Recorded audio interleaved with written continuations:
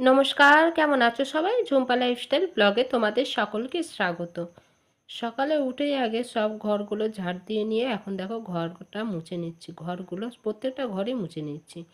আর বিছানাটা তো তোলা হয়ে গেছে, তো ঘরটা মোছার পরে জামা কাপড়গুলো কাচবো, তারপরে ব্রাশ করব। ব্রাশ করে তারপর আমি একটু চা বানাবো নিজের জন্য। বর চা খাবে, তবে ও আজকে বাইরে খাবে, টিফিনটাও বাইরে খাবে। ওই যে সকালে একটু কাজ করেছে, বাইরে গেছে, তার জন্যে। তো আমি এখানে সব কাজ করে নিয়ে দেখো একটু চা বানিয়ে নিয়েছি, সাথে দুটো রুটি। আর খাওয়া দাওয়ার পর এখন দেখো এদিকে রান্না চাপিয়ে দিয়েছি। রান্না হবে আজকে মাংস, আর কিছুই করবো না, তবে মাংস দিয়েই আজকে খাওয়া হবে। দেখো সব কিছু আমি রেডি করে একদম রান্না বসিয়ে দিয়েছি। ওই যে মাংসটা আগে আমি ভেজে নিচে, আজকে একটু অন্যভাবেই বানাচ্ছি। এইভাবে মাঝের মধ্যে বানাই, ভালো লাগে বেশ, মাংসটা টেস্ট হয় ভালো। তো যাই হোক, ওইদিকে মাংসটা ভেজে রেখে দিয়েছি। মাংসের আলুটা প্রথমে ভেজেছিলাম, তারপর মাংসটা ভেজে রেখে দিয়েছি নুন হলুদ দিয়ে।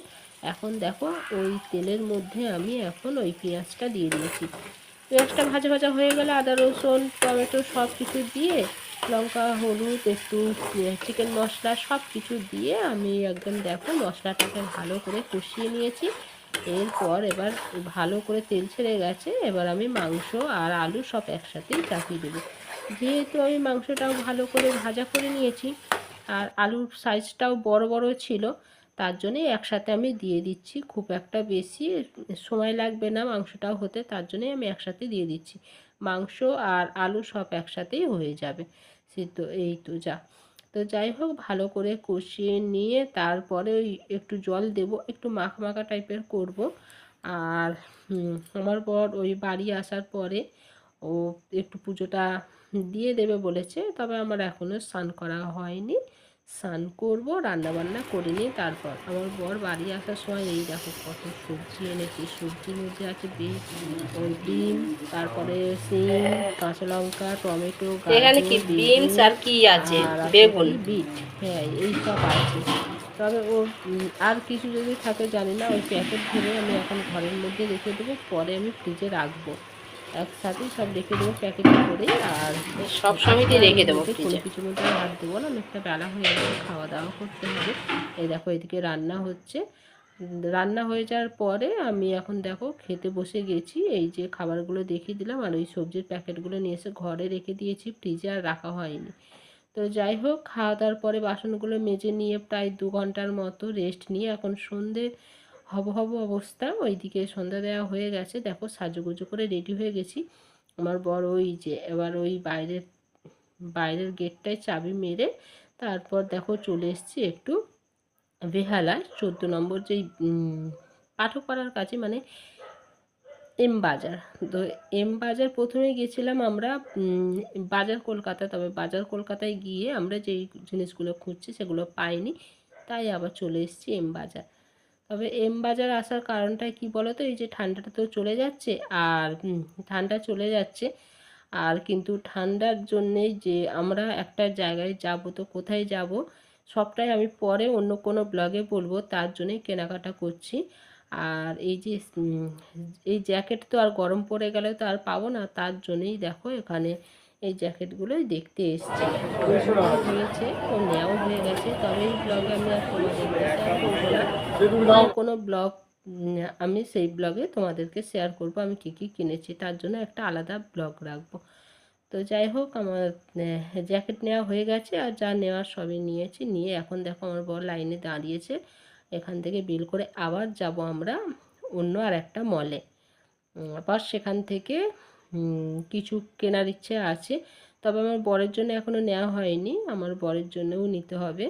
আর ওর এখানে কোনো কিছুই পছন্দ হলো না, তার জন্যে ও এখান থেকে বলেছে কিছুই নেবে না।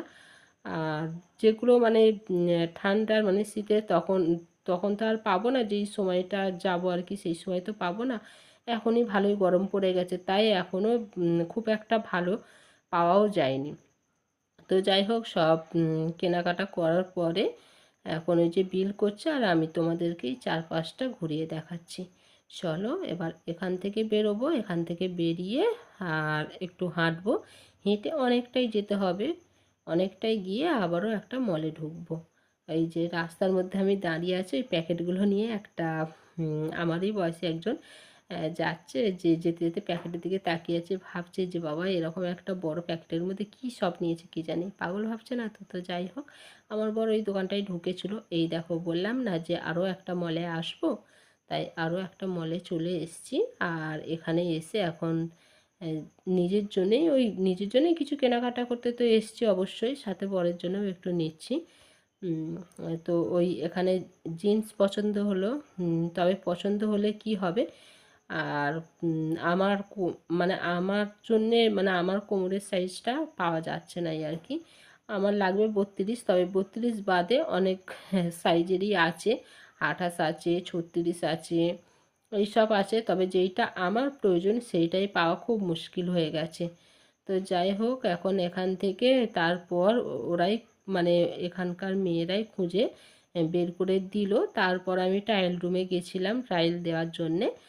আর পছন্দ কি বলে তো, পছন্দ যেইটা হয়েছিল, তবে সেইটা আমার যখন দেখলাম যে কাপড়টা মানে একটা সাইডটা দেখলাম যে সেলাইগুলো না কেমন টাইপের, মানে হয়তো কোনো সময় হয়তো মানে খুব একটা বেশি ব্যবহার করতে পারবো না, হয়তো নষ্ট হয়ে যেতে পারে জিন্সটা। তার জন্য ওনারাই বলেছে ঠিক আছে তাহলে এটা নিতে হবে না, আবারই আমাকে পছন্দ করে আবারই ওনারাই দিচ্ছে। মানে পছন্দটা আমি আমার নিজের ইচ্ছে করলেও, তবে আমার তো আর মানে 32 সাইজটা আমি আর পাচ্ছি না, তাই ওরাই দেখো এই যে বেছে আমাকে দিচ্ছে যে এইটা 32, ওইটা 32, এই সাইজগুলোই আমাকে দিচ্ছে। তো আমার বড় আমার সাথে সাথে আমাকে হেল্প করছে, ও অনেকটাই আমাকে হেল্প করে। আর এখান থেকে আমার বরের জন্যও কিছু কেনাকাটা করব, তারপর ওখানে বিল করে তারপর যাব বাড়ি। তো আমার বর আমাকে বললো যে কালারটা ভালো, এই কালারটা একবার দেখতে পারো তুমি। তবে তারপর আবারও এটা নিয়ে আবার ট্রায়াল রুমে গেছিলাম আমি। তারপর ওখান থেকে টুকিটাকি আরও দু একটা জিনিস কিনলাম। এখন দেখো এই যে নিচে চলে এসেছি, এসে এখন আমার বর ওই যে সব কিছু দেখে নিল, ভালো করে দেখে নিয়ে বিল করবে। আর হয়েছে এক মুশকিল, মানে ওই যে ও তো হচ্ছে ফোন থেকে টাকাটা দেবে, তো যাই হোক এখানে একটা সমস্যা হয়ে গেছে, কি বলো তো, নেটওয়ার্কের সমস্যা হয়ে গেছে। নেটওয়ার্কের সমস্যার জন্য হচ্ছে না, ওকে আবার বাইরে একটু যেতে হয়েছিল। আর আমি দেখো তার মধ্যে একটু তোমাদের সাথে ভিডিও করে তোমাদেরকে দেখালাম যে কত বড় মলটা, আর অনেক জিনিস আছে। তবে 50 বেশ ভালোই এখন ছাড়ও আছে, জানো তো, 50% ছাড় আছে। তার জন্যেই কেনাকাটা করলেও অনেকটা সুবিধাও আছে এখন, বিশেষ করে শীতের ড্রেসগুলো তো আরোই। চলো আজকের ব্লগটা এই অবধি, দেখা হবে পরের ব্লগে। ভালো থাকবে, সুস্থ থাকবে। ভিডিওটা যদি ভালো লাগে লাইক, শেয়ার, কমেন্ট, সাবস্ক্রাইব করে